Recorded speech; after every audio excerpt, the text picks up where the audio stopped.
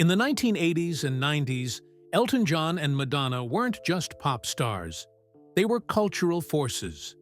Their music, their style, their very presence became the pulse of an era. Two legends rewriting the rules of fame in real time. On stage, they were untouchable. Off stage, whispers told another story. Rumors of insults traded in private. Rivalries brewing in the press. A mutual respect tested by ego, ambition, and the unforgiving glare of global superstardom. For years, both artists downplayed the tension, leaving fans to wonder what really fueled the feud between two icons who seemed destined to rule side by side. Every public jab sounded rehearsed, every denial carefully measured. But the silence between them spoke louder than the words ever could. Now, decades later, the truth is finally surfacing. And what went down between Elton John and Madonna isn't the simple celebrity spat fans thought they knew. This isn't just about music. It's about pride, power, and the price of protecting a legacy. But what really ignited the rivalry between two of the biggest names in pop history? It was 2002, a glittering night at the Q Awards in London, where champagne flowed and cameras flashed. The room was filled with the who's who of music, legends, rising stars, and industry moguls. And then, in front of this glittering audience, Elton John stood up, took the microphone, and launched a verbal missile aimed directly at Madonna. The crowd was stunned. Elton's target wasn't there, but his words cut through the room like a blade. He accused Madonna of lip-syncing, calling her a fraud in front of peers and press alike. Anyone who lip-syncs on stage when people are paying £100 a ticket should be shot, Elton barked, his voice dripping with disdain. No one laughed. This wasn't Elton being playful. It was Elton being brutal. But why? What made Elton single her out so viciously?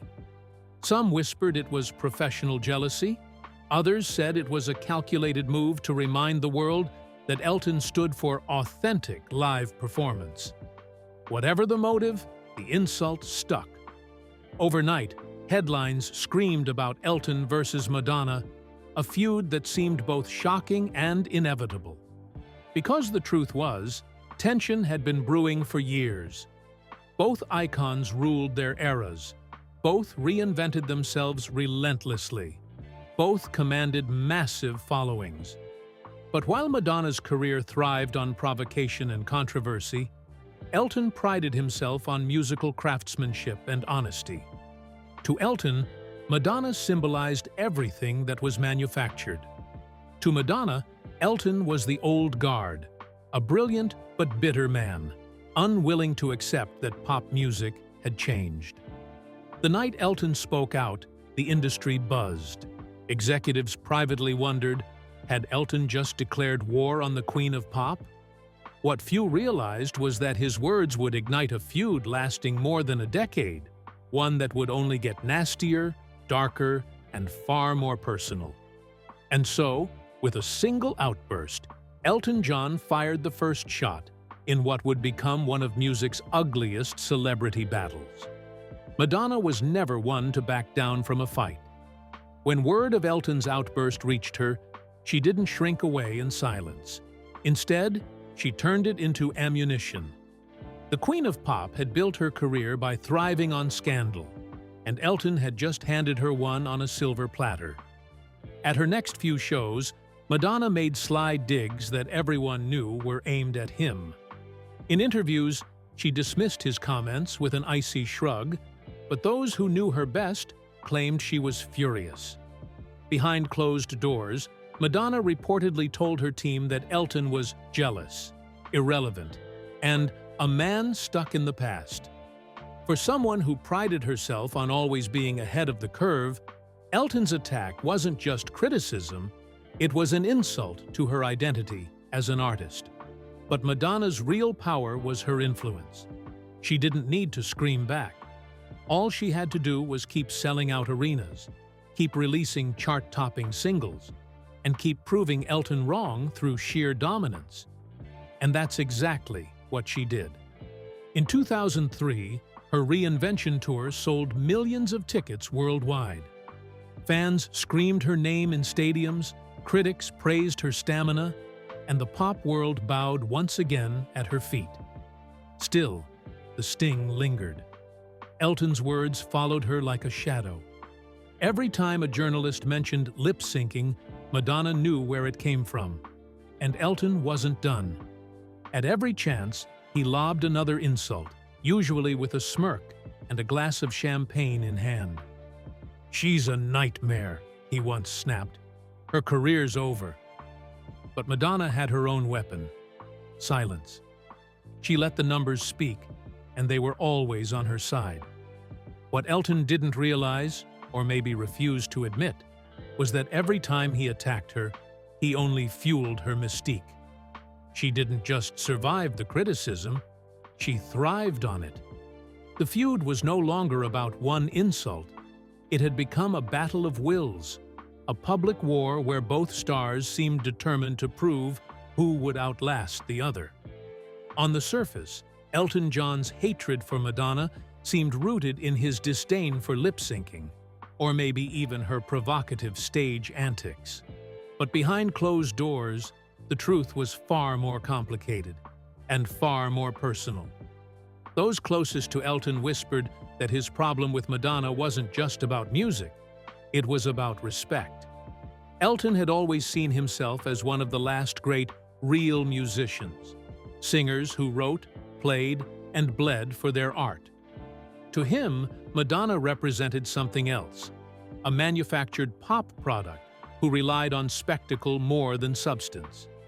But there was another layer, one Elton himself rarely admitted. Madonna's success in the 1990s had overshadowed him in ways that cut deep.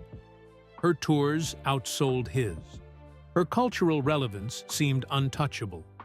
She had the ear of young audiences, fashion designers, Hollywood, and even politicians. Elton, despite his immense success, felt like he was being left behind. There was also the matter of ego. Elton prided himself on being outspoken, the truth-teller of the industry. But Madonna was unflinching, unshaken, and immune to his barbs. Every insult he threw seemed to bounce off her armor. And that drove him mad. Friends recalled dinners where Elton would rant about her, unable to let go. He mocked her dancing, her voice, even her activism. To outsiders, it looked like bitterness. To insiders, it looked like obsession. And Madonna? She knew exactly how much she got under his skin. She never gave him the satisfaction of a full-scale brawl, but her silence, her refusal to acknowledge him as an equal opponent, was its own kind of revenge. The public thought this feud was about pop music. In reality, it was about pride, ego, and two of the biggest stars in history refusing to bow to one another. And as the years went on, that pride would push them both into even uglier territory. By the mid-2000s, the feud had become a spectacle. Elton John was no longer content to throw casual insults. He was determined to humiliate Madonna publicly. And he chose the one stage she valued most: the award shows. The Golden Globes in 2012 were supposed to be a glamorous night. Madonna had been nominated for Best Original Song for Masterpiece. Her ballad from the film W.E. Elton was nominated too, for his track from Romeo and Juliet. The press knew there could only be one winner, but they had no idea that Elton had already declared war before the ceremony even began. When asked on the red carpet about Madonna's nomination, Elton didn't hesitate. "She hasn't got a fing chance," he spat. "Madonna?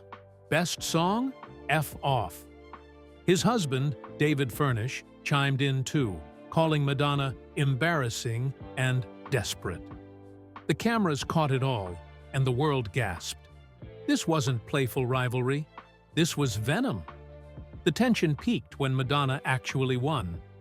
As she accepted her award, the cameras cut to Elton. His face was a storm, tight-lipped, furious, unable to hide his disdain. Furnish exploded after the ceremony, calling Madonna's win a fucking joke and accusing her of buying her way to victory. It was one of the ugliest public meltdowns in Golden Globe history. For Madonna, the moment was pure vindication. She thanked the Hollywood foreign press with grace, but insiders said she was secretly delighted. Elton had tried to bury her, and instead, she had humiliated him on live television. The feud was no longer just tabloid fodder. It was now part of pop culture history, a war that millions had witnessed with their own eyes. The headlines the next day told the story. Elton John versus Madonna had reached its peak. But what no one knew was that this battle wasn't just about awards. It was about betrayal that cut much deeper. Behind the headlines, whispers of a more personal betrayal began to surface. Elton John's fury wasn't only about Madonna's music. It was about something, or someone, much closer to home. Insiders claimed the feud escalated when Madonna and Elton found themselves entangled in the same elite social circles. They shared friends, designers, and industry allies. And at some point, lines were crossed. Madonna allegedly insulted someone close to Elton, a friend he considered family, during a private event. To Elton, it wasn't just rude, it was unforgivable. The details were hazy, but one story circulated persistently. Madonna had dismissed Elton's close friend as a hanger-on during a heated exchange at a party in London. Elton, who was famously protective of his inner circle, saw it as a deep betrayal. This wasn't professional rivalry anymore. This was personal disrespect. From that night forward, Elton's attacks took on a new level of venom. His barbs weren't just about lip-syncing or awards, they were about Madonna as a person. He called her a fairground stripper. He mocked her parenting. He even joked that her career was over and that she was finished. Madonna, for her part, remained cool in public, but friends whispered that she was livid. She felt Elton had crossed a line by dragging her family and personal life into the spotlight. And when you humiliate Madonna, she doesn't just get angry, she plots revenge. The feud had gone from professional rivalry to a personal vendetta.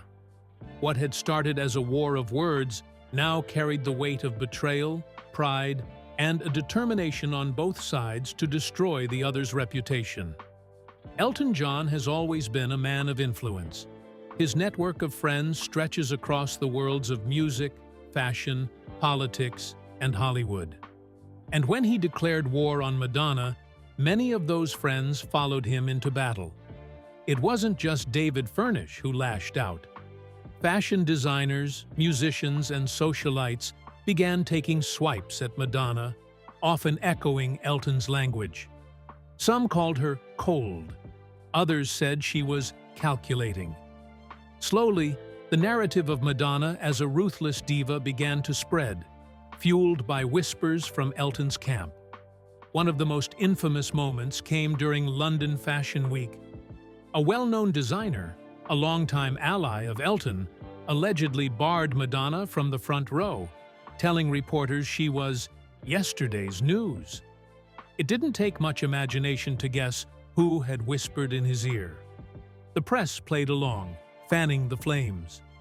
Magazines gleefully ran stories of Team Elton versus Team Madonna, as though it were a pop culture civil war. The feud gave tabloids endless headlines and fans endless debates. Who was the real villain? Who deserved the crown? But beneath the gossip, the battle was wearing on both stars. Elton's rage consumed him, and Madonna's icy silence became harder to maintain. Each was too proud to back down, too legendary to admit defeat. And then, behind the scenes, Madonna began to plot her counterstrike. She had no intention of letting Elton John define her legacy. If he wanted war, she would give him one. Madonna had been silent for too long. The Golden Globes fiasco, the relentless insults, the smear campaign whispered through Elton's friends. It all added up to one truth: she needed to strike back. But unlike Elton, Madonna didn't explode in public. She plotted in private. Her revenge wasn't about screaming louder. It was about undermining Elton where it hurt most: his credibility as the grand statesman of pop. Madonna began quietly aligning herself with the very people Elton considered allies. Industry insiders noticed her forging new friendships with designers who had once been firmly in Elton's camp, musicians who had played at his parties, and even political figures who attended his charity events. She charmed them, pulled them in, and slowly began eroding his support system. But Madonna's revenge went deeper than social maneuvering. She used her art as her weapon. On her MDNA tour in 2012, she made pointed digs at her critics, flashing images and headlines of those who had attacked her, crafting a narrative that she was the victim of jealousy and misogyny. The audience roared in her defense. She didn't name Elton directly, but the message was clear: she wasn't backing down. Behind the curtain, she also made sure Elton felt her presence. Whispers spread that Madonna had deliberately scheduled certain performances and events to clash with Elton's appearances, drawing away media attention. Every time Elton tried to claim the spotlight, she appeared larger than life, as though to remind him that she was still the queen of reinvention. Elton may have had the louder insults, but Madonna's revenge was surgical. She wouldn't destroy him in one blow. She would bleed him slowly, through influence, image, and power. The war was no longer about who sang better or who won the awards. It had become a chess game, with two of pop's greatest icons locked in a ruthless struggle for dominance. The feud that had lived in headlines finally reached a boiling point in the one place neither could escape: the backstage corridors of an award show. It was 2013, at the Grammy Awards, and fate had cruelly placed Elton John and Madonna in adjoining dressing rooms. Witnesses recalled the tension in the air. Staff whispered about avoiding eye contact, terrified of being caught in the crossfire. Security guards stiffened every time either star walked down the hallway. Everyone knew a collision was inevitable. And then it happened. Elton, walking with David Furnish, crossed paths with Madonna. For a moment, time froze. Reporters would later claim that Madonna offered a cold smile, the kind that dripped with sarcasm. Elton, true to form, muttered something under his breath. Too low for the microphones, but sharp enough to sting. What followed was a confrontation that those who saw it never forgot. Voices rose. Madonna snapped, "You'll never break me," while Elton shot back with something about her being a fake. Security quickly intervened, and the two legends stormed off in opposite directions, leaving behind a trail of shock and speculation. The encounter didn't make the official broadcasts, but backstage gossip spread like wildfire. Within hours, every blog and tabloid had the story. Elton and Madonna had nearly come to blows. For fans, it was confirmation that the feud wasn't staged for publicity. It was real, raw, and deeply personal. Ironically, that night both performed on the same stage, but in separate moments, their eyes never meeting, their energy vibrating like two storms passing dangerously close without colliding. The audience applauded, unaware of the chaos that had just unfolded in the shadows. From that night on, one thing was clear: reconciliation was nearly impossible. Despite the bitterness, there was a brief moment, fleeting but real, when Elton John and Madonna almost buried the hatchet. It came years later, not at a glitzy award show, but in a private encounter away from cameras. In 2016, both found themselves in the south of France, attending separate events within the same luxury enclave. Elton, older now, softened by fatherhood, was said to be in a reflective mood. Madonna, too, had endured her share of struggles: tabloid scandals, custody battles, relentless criticism. Both were scarred, both weary of constant war. Through mutual acquaintances, a meeting was arranged. Just a casual drink, nothing formal, nothing binding. For a brief hour, they sat across from each other, the tension palpable, but the insults silenced. Witnesses said Elton even offered a small apology for some of his harsher words. Madonna, in turn, admitted that she never truly hated him. She just hated how public and cruel it had become. For a moment, the feud seemed to dissolve. There were even whispers that they might one day collaborate, a symbolic truce for the sake of music history. Fans speculated endlessly about what such a union would look like. Two icons, finally united.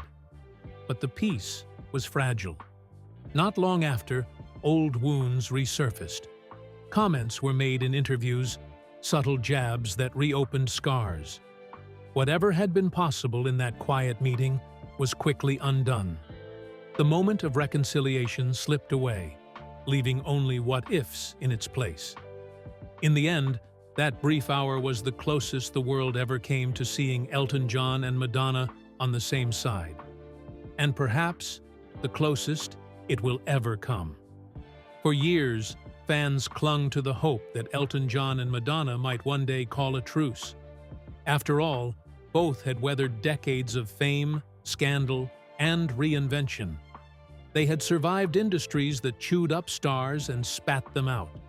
Surely, time would soften the edges. Surely, age would bring perspective. But the truth is harsher. Their feud isn't just about insults or award shows. It's about pride, power, and two titans who cannot occupy the same throne. Elton John has always seen himself as a guardian of authenticity, a defender of the real musician who plays and sings live. Madonna, meanwhile, embodies the unapologetic performer, the master of reinvention who bends pop culture to her will. Their visions of artistry are fundamentally opposed, and neither is willing to yield. Behind closed doors, friends say the resentment lingers. Elton still bristles at Madonna's dominance in the 80s and 90s, a time when even his brilliance couldn't eclipse her global reign. Madonna, on the other hand, has never forgiven Elton for dragging her name through the mud so viciously, mocking not just her work, but her womanhood, her motherhood, her very identity. What makes forgiveness impossible is that both know the other will never change. Elton will always speak his mind, often without filter, and Madonna will always defend her empire with icy resolve. Neither can admit fault without surrendering power, and surrender is something neither has ever learned. And so, the feud persists, not with explosive headlines anymore, but with a quiet, simmering tension.